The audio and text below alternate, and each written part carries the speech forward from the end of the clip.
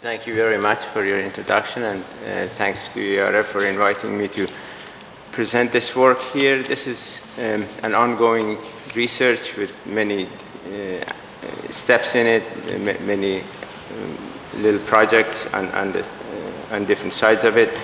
So this is what I'm presenting is not quite a finished product, but I thought it might be interesting to explore this idea. Let me first explain what I'm doing in this paper.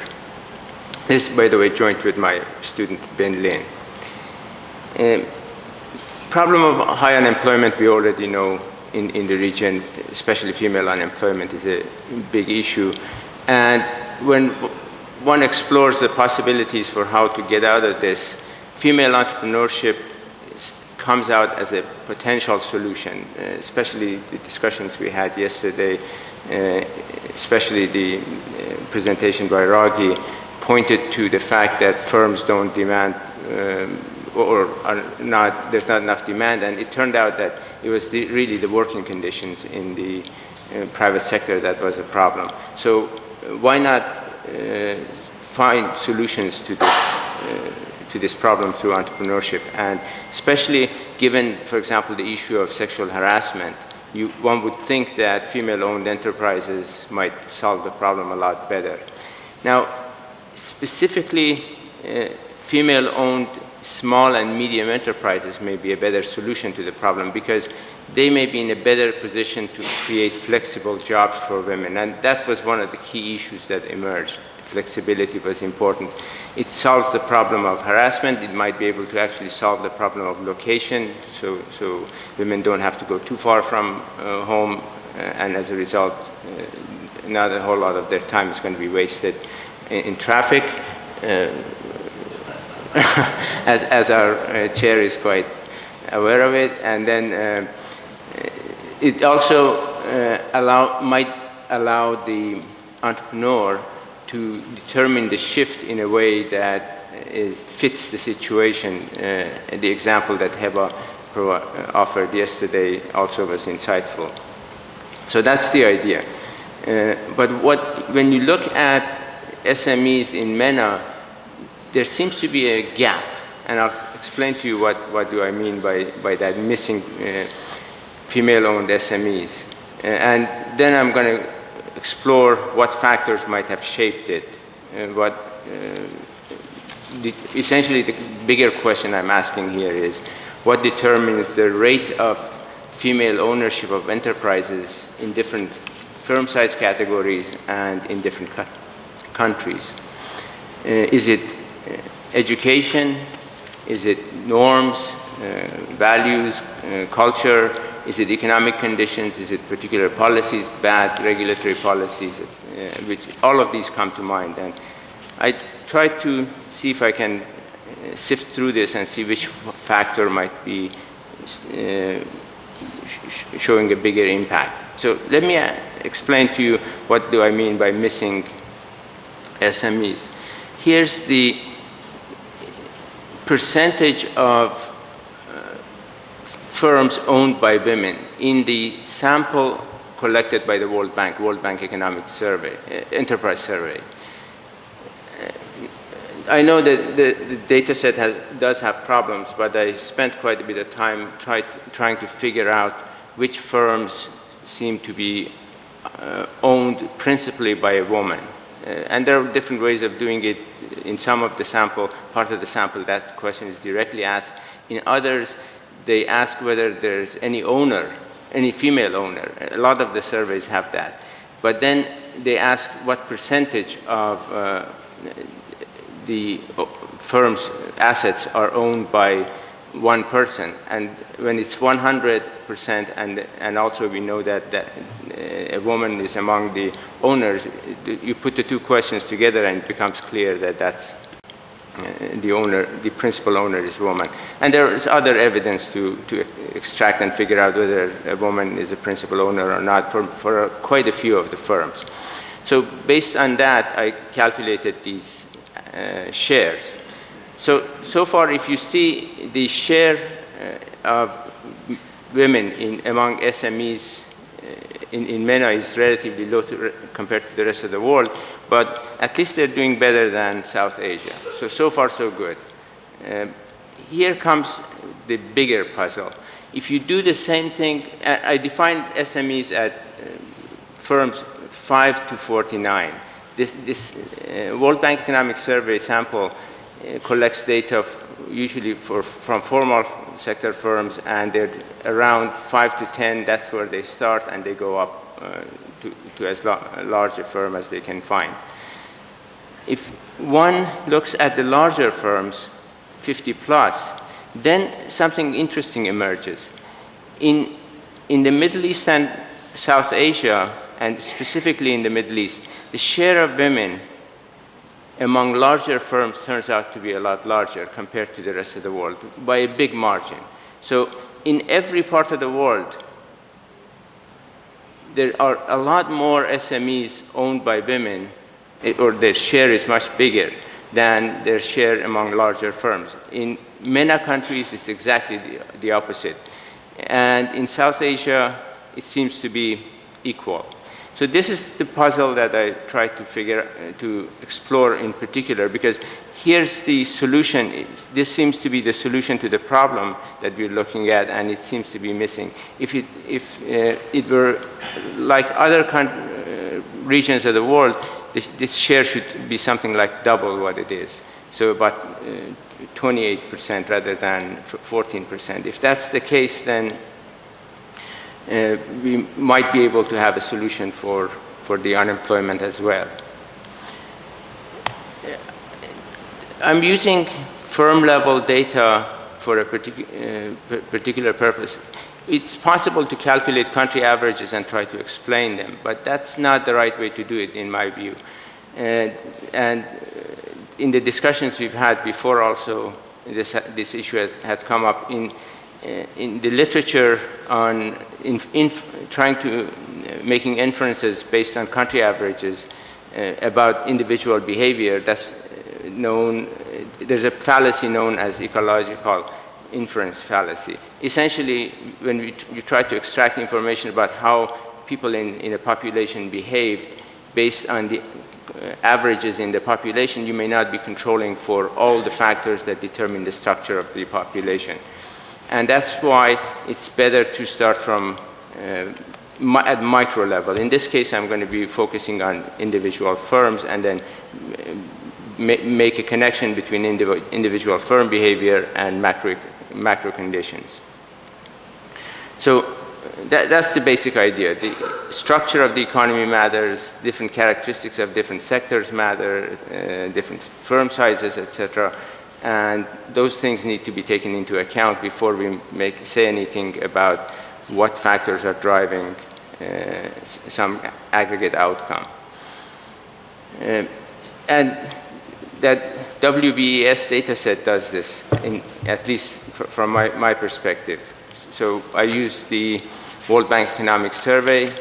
The data set that I'm using is from 2000 to 2013, and for 142 countries, 162,000 roughly these are formal sector firms. And I explained how that I used the process to figure out which one are principally owned by women. And what I do is that in order to figure out what's going on with the female ownership, I also need to figure out what's happening with size distribution, because these are jointly distributed. So I create 4 categories: small, large, female-owned, male-owned. And I'm going to explain the methodology further in a moment, but as far as the data is concerned, I'm using at the country level, a large set of a group of data sets, starting from WDI, looking at all sorts of variables that they provide, looking at world governance indicators for institutional variables. Also, there's this very interesting data set that recently has become popular and has been used in many projects, research projects, is Women, Business, and the Law by the World Bank. I'm going to show you some examples of the variables from that data set and how they reflect on what's happening. World Bank employing workers, that's another data set, has market regulations. Doing business has further data on regulations of business, and World Values Survey, which has a lot of cultural indicators. Although the one problem, which I'm not going to report any of the results on this last one because the data set is small and making inferences becomes a lot harder. So the methodology that I use is multi-stage. I estimate first a by-probit model of joint distribution between firm size and the gender of the owner. And the explanatory variables I use are the sector and the log of the firm's age. There are not that many variables that explain things at this level, but it allows me to essentially put all the country characteristics into a fixed effect and then extract the marginal probability effects of each country's institutions on the distribution of firms, how the distribution of firms is shifted by the country's institutional and economic environment. And then I try to relate those marginal probabilities to country conditions using a structural equations model. These marginal probabilities are interrelated, of course, because they're not independent of each other, so that's why one needs to use a system of equations rather than just equation by equation. I'm going to show you the results and that becomes clearer. Here's the first stage, for example. The log of age of firms. Older firms tend to be larger, or larger firms tend to be older. So that's the association between age and size. Also, here, for example, it shows that when the age of the firm, older firms are much more likely to be male-owned than female-owned. So that's those are the results that emerge here. Then I have also country fixed effects in this regression, for which I figure out what the impact of each country is on the probability distribution between these 4 types of firms, which I'm looking at. And then I try to explain, oops, for some reason this jumps. I try to explain what determines those fixed effects. The summary statistics of the fixed effects are here. The more interesting part is when I regress this regression, these marginal probabilities on a set of variables from the data sets that I mentioned. For example, the first thing that one needs to check is role of education. What role does education play in women's participation in the form of entrepreneurship or firm ownership? And this, what I calculated was the ratio of years of schooling of women to that of men. And that ratio turns out to be very significant determinant of the probabilities. The greater equality brings a lot more female owned SMEs and female-owned large firms, both. So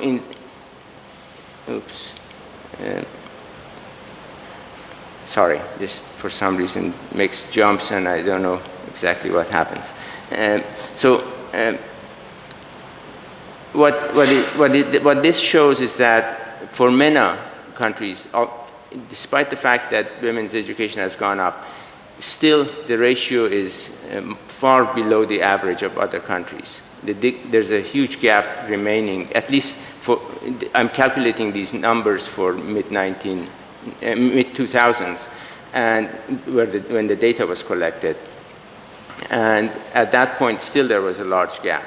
So because of this, this actually partly explained explains why there are missing SMEs. As you can see, education of women has a very strong impact on the formation of female-owned SMEs. Another variable, these are legal rules that I'm using from the World Bank's Women, Business and the Law, but I think they reflect cultural factors. For example, can a married woman travel outside her home in the same way as a man? And the largest number of countries that have that rule on the books is in the Middle East. In fact, there's only one or two countries outside the Middle East that has that rule. In the Middle East, more than 50% of countries have that rule. So, and it turns out to be one of the key determinants of formation of SMEs.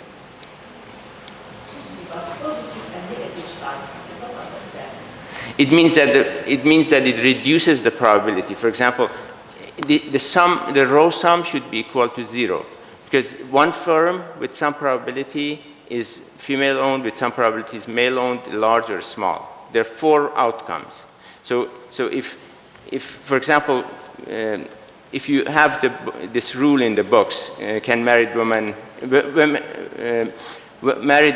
can travel outside their homes. If you don't have that rule that prohibits women to go outside without their man's permission, then you get 12.7% increase in probability of formation of SMEs by women, and a corresponding reduction of about 17% in, God, there's something odd here that I don't know what happened to this pen. Okay, so that's basically, so the row sum should be equal to 0. And what this says is that formation of SMEs by women increases sharply. In the Middle East, you have this rule in many countries, and that partly explains the outcome.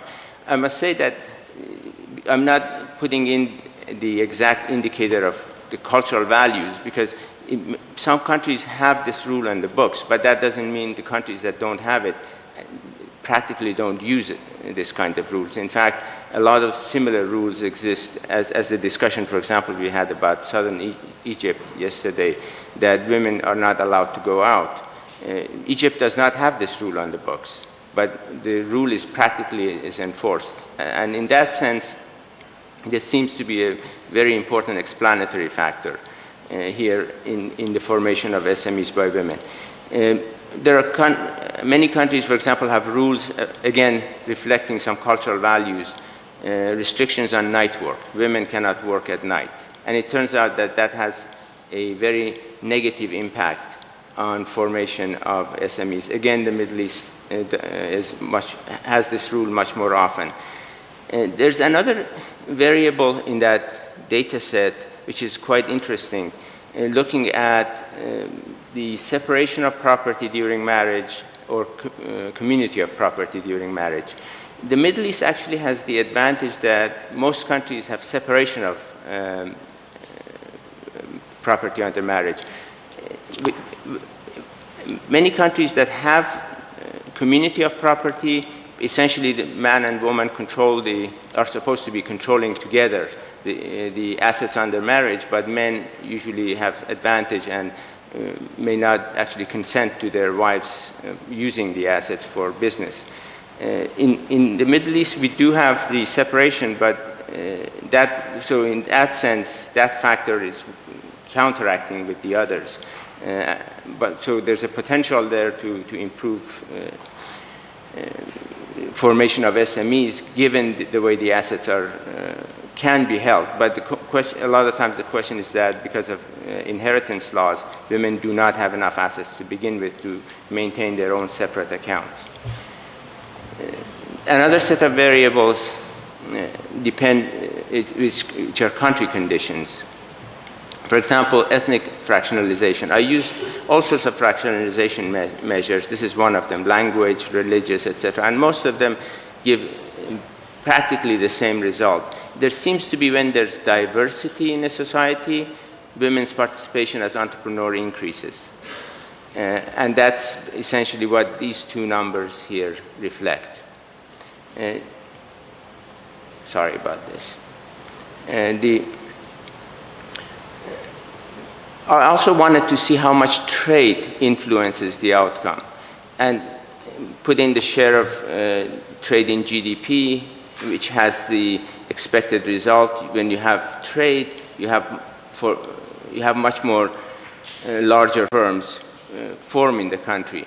I controlled for surface area because trade may also depend on the size of the economy, size of the land, etc., and therefore, for that reason, the log of surface area is there. There are also indicators of cost of exports and cost of imports in the doing business data set. And when you put those things in, they have the expected results. For example, if the cost of exporting goes up, firms become smaller, as you can see here.